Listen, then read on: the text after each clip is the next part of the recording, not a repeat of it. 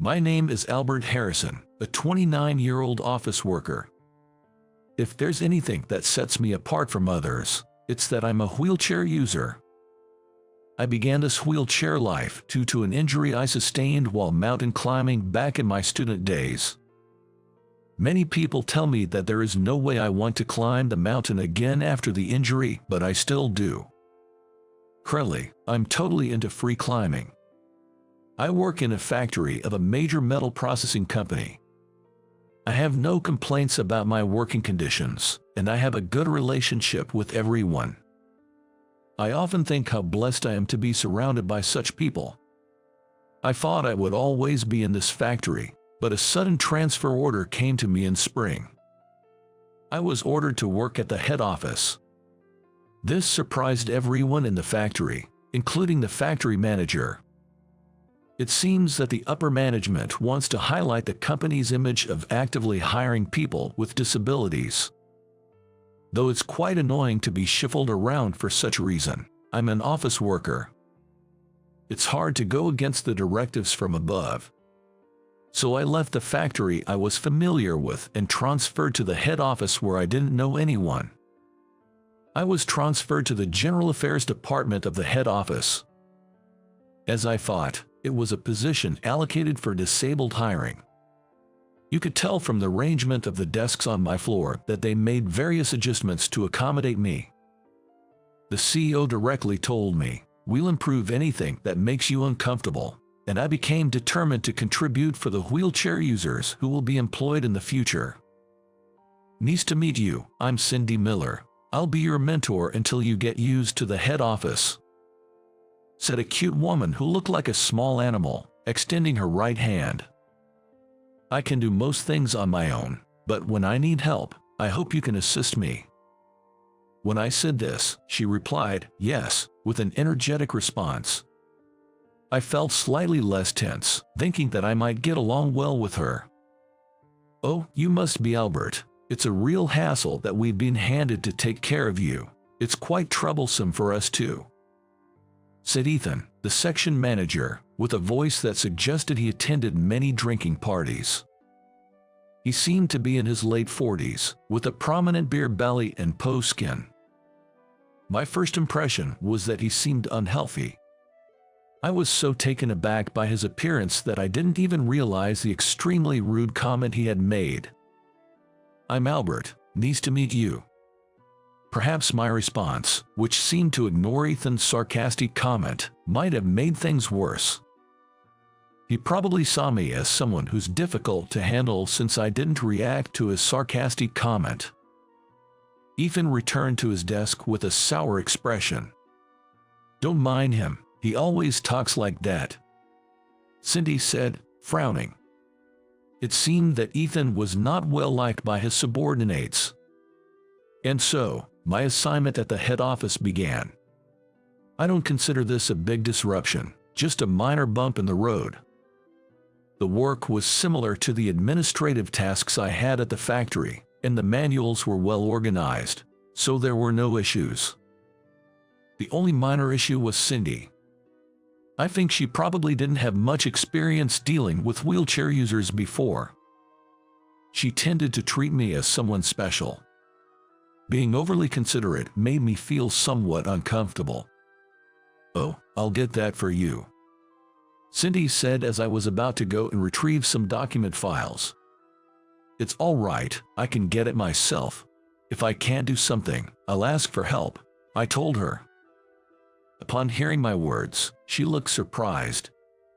Seeing her expression, I realized that someone else must have said the same thing to her before. The next moment, her cheeks turned red, as if she was ashamed of her actions. "How about we go out for dinner tonight?" When I said this, Cindy responded with a "Pardon, I'm asking you out. Is that okay?" She looked surprised. "Sure," she said. After hearing her reply, I gripped the hand rims and pushed the drive wheels. My wheelchair moves smoothly as if it's an extension of me.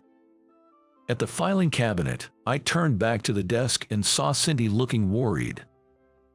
I gave her a small wave, "I'm fine" gesture. After work that day, I asked Cindy out for dinner. You know, I commute by car. Would you walk with me to the parking lot? We agreed to meet at the company's main entrance. She was waiting for me, looking a bit anxious. In my wheelchair, I naturally look up to her from a lower viewpoint. She had a different shade of lipstick on than she usually wore at work. She must have retouched her makeup. I was a little fascinated by the slight change in her profile. Not that I'm easily smitten. She's just that captivating. So, you drive? I've got a driver's license, but never drive, Cindy said, blushing. She wears her emotions on her face. She's a candid person. I can't help but find that appealing. Oh, you two are going out. Can you find a place where Albert can enter? You'd be up all night just looking for a place. Ethan, the department manager who happened to pass by, laughed out loud and made a sarcastic remark. He's always like this. Not just to me. He often says rude and discriminatory things to his subordinates. He passes his own failures onto his subordinates and acts innocent. Ethan, who is the CEO's son-in-law, can be impolite and incompetent, but no one can say anything to him, as my coworkers told me.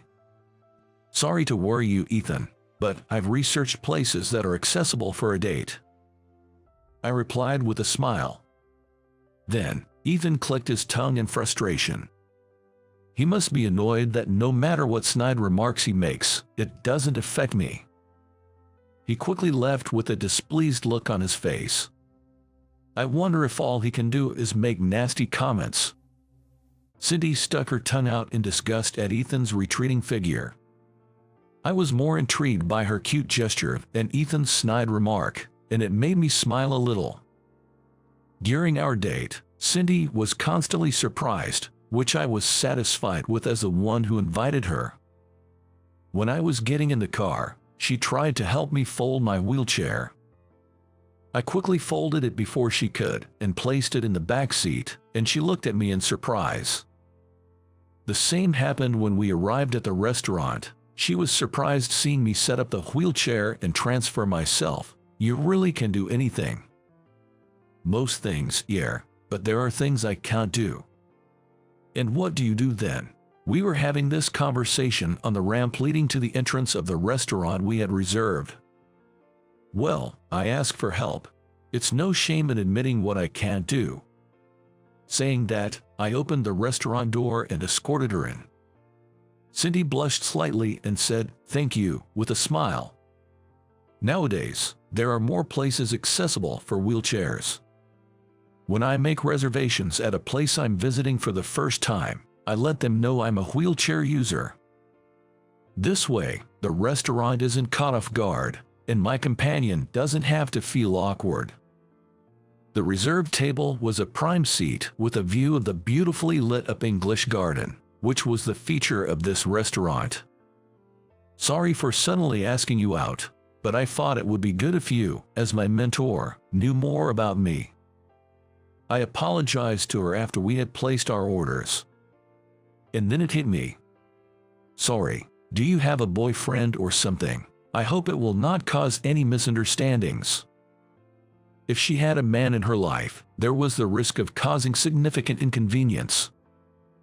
Seeing my sudden rush, Cindy burst out laughing. She laughed until she was in tears. Unfortunately, there's no such man, she said, wiping her tears. She explained that she found it hilarious that I was bringing this up now. Somehow, thanks to the laughter, I felt closer to her. And then she told me a secret she had never shared with anyone before. I too was once severely injured and was told that I might never walk again. I was taken aback by her unexpected confession. Cindy told me that she used to do paraequestrian. When she was in high school, she had a severe fall during training. At that time, the doctors had made such a prognosis.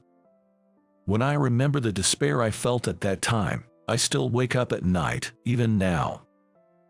That was something I had also experienced. What had been normal for me until then, was no longer normal. I was overwhelmed with anxiety about how my life would change from then on. There were times when I stared at my own immobile legs and shed tears. No one's words of encouragement resonated with me. I had a time like that as well. Fortunately, Cindy said she was able to walk again after undergoing repeated rehabilitation and surgeries. Now, there are times when she feels like the accident was all a dream. She probably cared about me more than necessary because she's showing me the future she had once despaired about. I realized again that she was a truly kind and honest person. I know that I'm completely different from you, Albert, but I couldn't help but see myself in you. Cindy apologized, hanging her head. I shook my head, telling her that there was no need for her to apologize. Do you no longer ride horses? And my question, she nodded with a somewhat sad face. She said she had become too scared to do it. I see. So, about the next day off, I asked her out on a date for the next holiday. The long-awaited day off. I picked up Cindy in my car. I kept the destination a secret. I had shamelessly asked her to prepare a picnic lunch. Cindy smiled a little incredulously, saying, "You really have some nerve, Albert." So, I think she must have prepared it. The car ride took us to a cliff located deep in the mountains. Where is this? Cindy looked up at the towering cliff in wonder. Just watch as I climbed that. At my words, Cindy's eyes widened. At the bottom of the cliff were my old mountaineering buddies, who had been with me even before I became a wheelchair user. They were helping me because I just couldn't give up on the mountains. Are you sure this is safe, even though you said you can do anything? No, I'm fine. Just watch. As she looked up anxiously, I climbed the rock swiftly with the support of my friends. When I reached the top and waved to her, she waved back with a face that looked like she might start crying any minute. To descend, I used a rope and a descender to get back to the ground in a jiffy. See, it wasn't that bad, right? So why don't you give it another try? You want to ride, don't you? You actually do want to ride the horse. At my words, Cindy nodded, tears streaming down her face. She must have been holding it in for a long time. I believe it's not a lie that she felt fear towards horse riding. But above that, I think Cindy had distanced herself from horse riding because she was worried about causing concern to those who cared about her. She didn't want to worry her loved ones anymore. I couldn't give up climbing or mountain climbing. I think she must feel the same. Albert, I feel like I can confidently tell my parents that I'm okay, that they don't have to worry.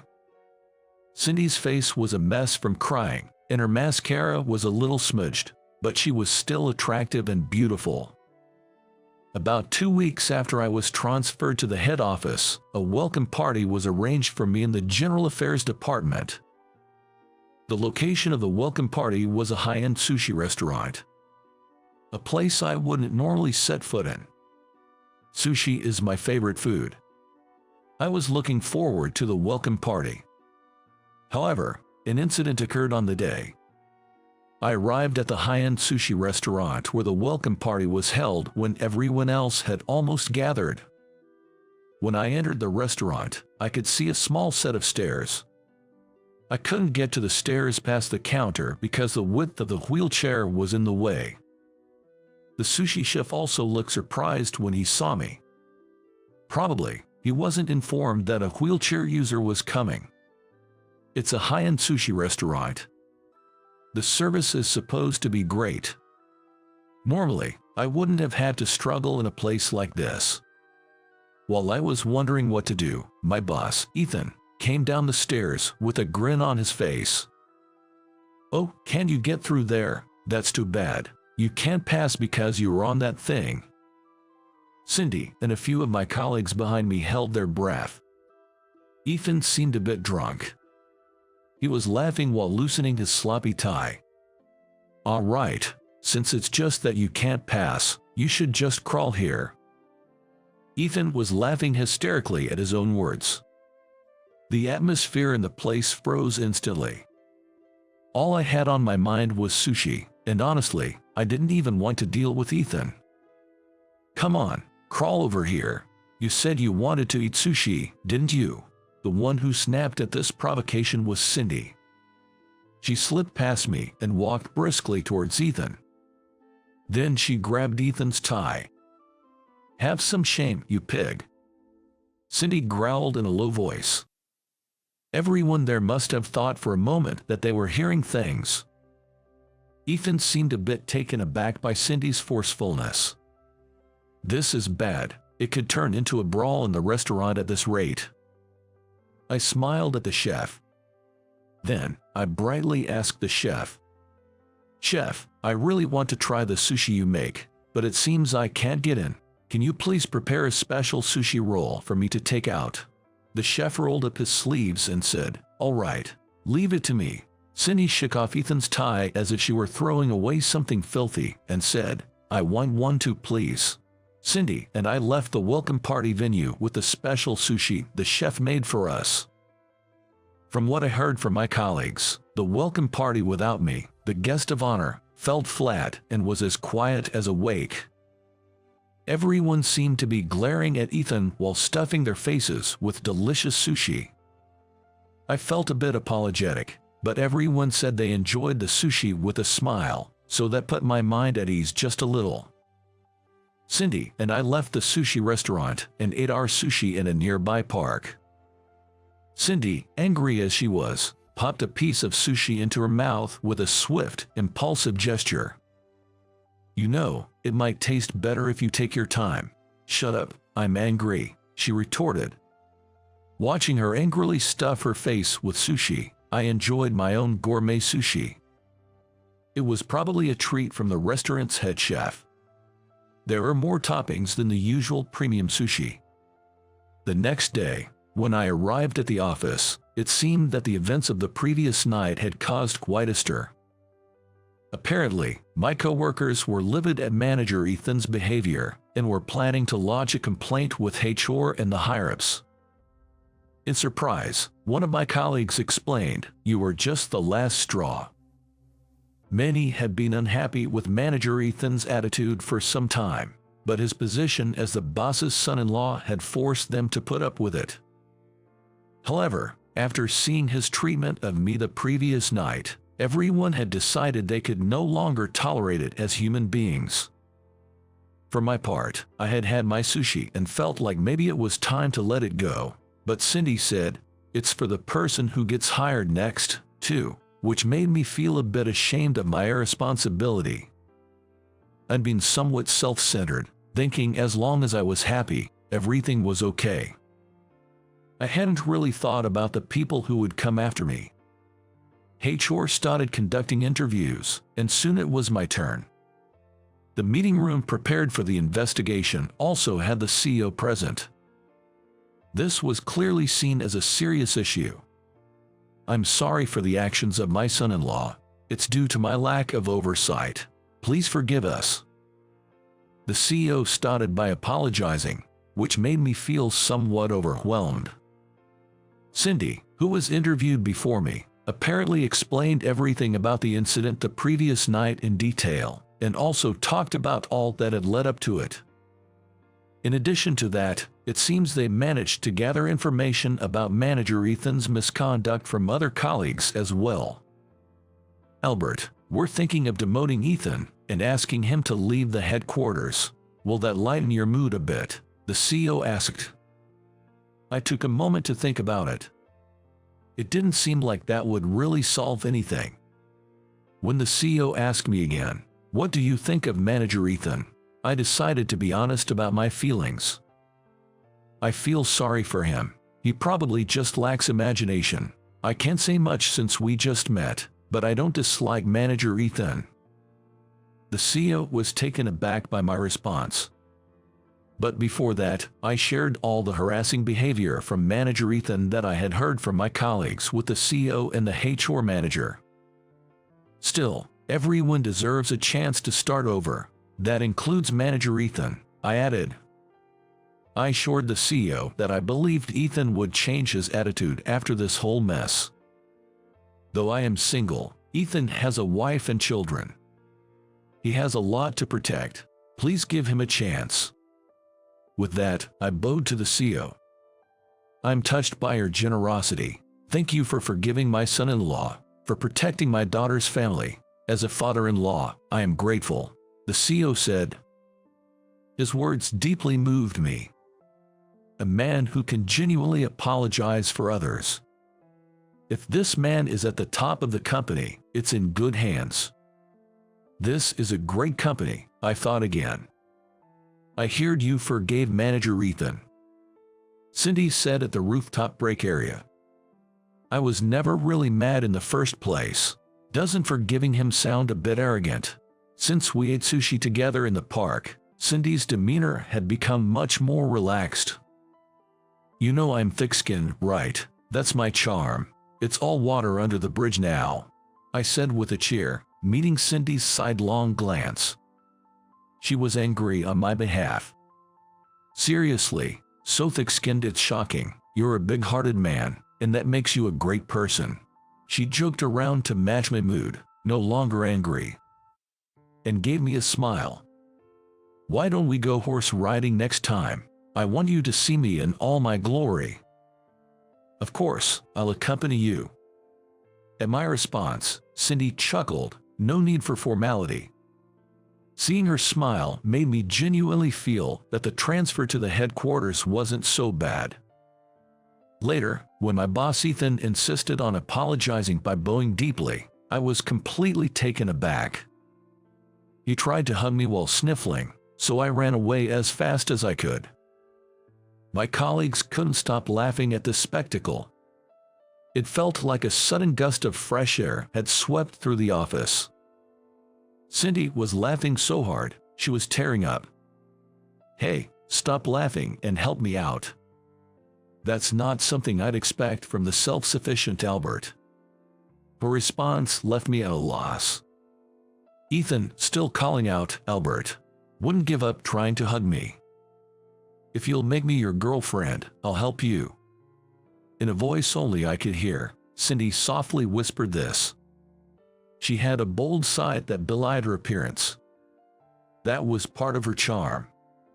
Let's not just date, let's get married. At my response, Cindy, saying okay, stood up from her chair and placed herself in front of Ethan. Could you please not smear your snot on my future husband? Her comment made the whole department erupt in laughter. Well wishes came flying from all around. Our future couldn't be brighter.